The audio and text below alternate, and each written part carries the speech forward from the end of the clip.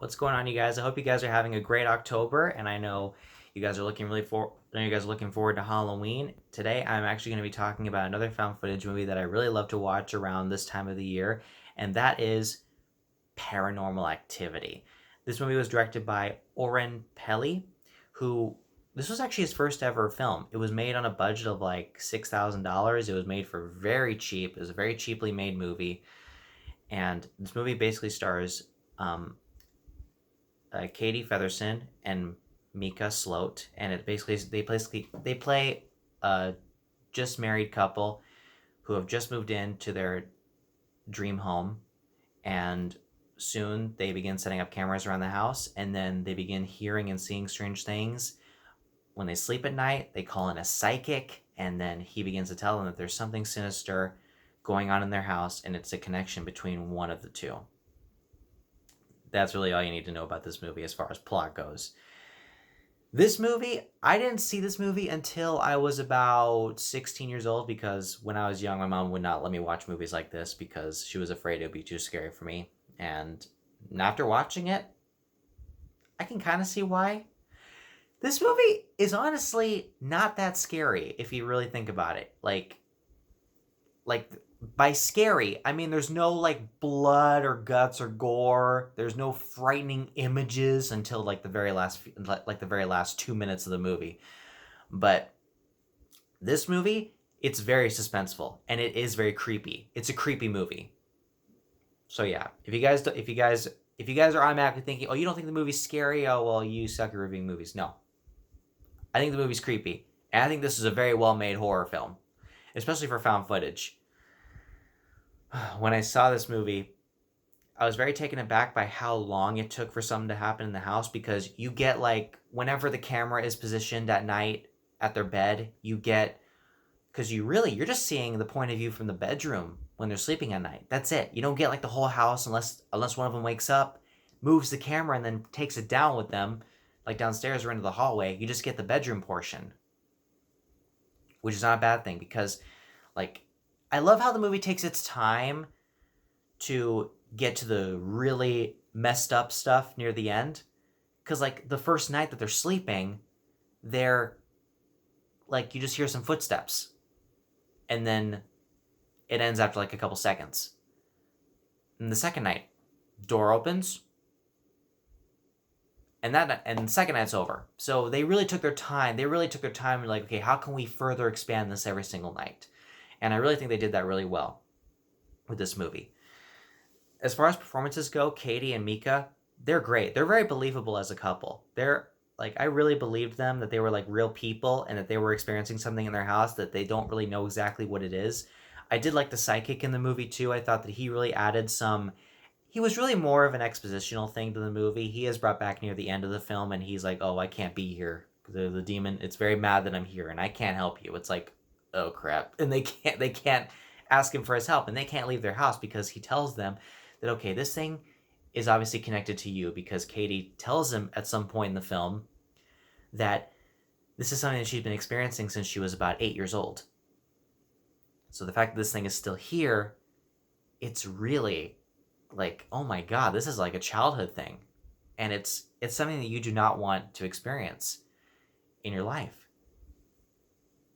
And yeah, that's really all I can say. Because the fact that this psychic delivers exposition that we kind of need for this movie, I would say that this movie does that really well for him because he's not only giving exposition, but he's also doing it in a way that you're kind of setting up like, okay, he told us why this thing is in the house. If they left that a mystery, it would have actually been a little bit more creepy. But at the same time, like, you know what? I'm actually glad that he told us this because you kind of need a little bit of that in some movies. And this movie did it pretty well. I thought the acting was pretty well done, especially when Katie and Micah are like, they're nearly turning on each other in this movie. Like, they are getting mad, especially Katie. Like, she's like, "Stop following me with the camera." And Micah doesn't stop. He keeps following her with the camera. Okay, I'm going to go on a limb and I'm going to get into my flaws now because there are some things in this movie that just don't make sense or just so stupid that I'm like, okay, like, that's not to say the movie's bad. Not to say that at all, because this movie is great. I love watching it. I can get past the flaws, but you can't help but notice them. Micah has a camera in the house that is so huge. It's like one of those cameras you would use for filmmaking. And now it's not like a handheld camera that anybody in the world could have. It's like, why, dude? Like, why do you have a big camera with the biggest microphone? It's like, I feel like the camera that size was a bit unnecessary for a guy shooting in his own house. I just thought it was kind of stupid. Like, it's a big camera. Like, you'll see it in the movie. If you notice, yeah, the camera's too big. That's one issue I have with the movie. And there's at some point when the psychic tells Micah and Katie, do not try to communicate with it, because that'll piss it off. What does Micah do? He goes out and buys a Ouija board. Luckily, why did I say Kita? Katie stops him from using it, but yet when they leave to go out, they come back and like the camera's still positioned on the Ouija board, the piece moves around a little bit and it catches on fire. That's a creepy shot, I'll admit, but I'm like, why would you buy a Ouija board if the psychic and Katie told you specifically not to? That's a stupid decision to make. Like, why would you do that? So technically Micah is almost a stupid character in the movie. He's not completely useless, but he makes some dumb decisions in the film. It's like, why? And I think one last issue I have with the movie is, what was it again? Because I can't remember fully.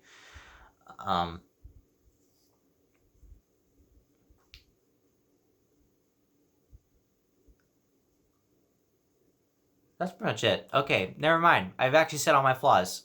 The camera's too big, and Micah makes the stupidest decisions in the film. But nevertheless, this movie is great. I do think it is a really good found footage film. It's definitely not as good as Wreck, in my opinion. Not as good as Wreck. But I do recommend that you guys do check this movie out if you guys are interested in found footage, and if you guys are interested in watching ghosts terrorize a couple while they're at night. Obviously, this is for you. So, guys, I'm going to recommend this to you guys, and I'm going to give Paranormal Activity an A-. Yes, I'm giving it this high of a grade despite the big issues I have with it. I think Micah's a bad character, and I think that that the camera is obviously too big of a camera to be using for a film like that. But nevertheless, it's still a great fun movie to watch. It has a very slow burn to it. Like, it literally feels like it's slowly burning itself into you as you watch it. So, guys, that's my review of Paranormal Activity. I hope you guys have a really good Halloween. I will be reviewing more Halloween films in the coming future. So, guys, look forward to more reviews soon, and I will see you guys later.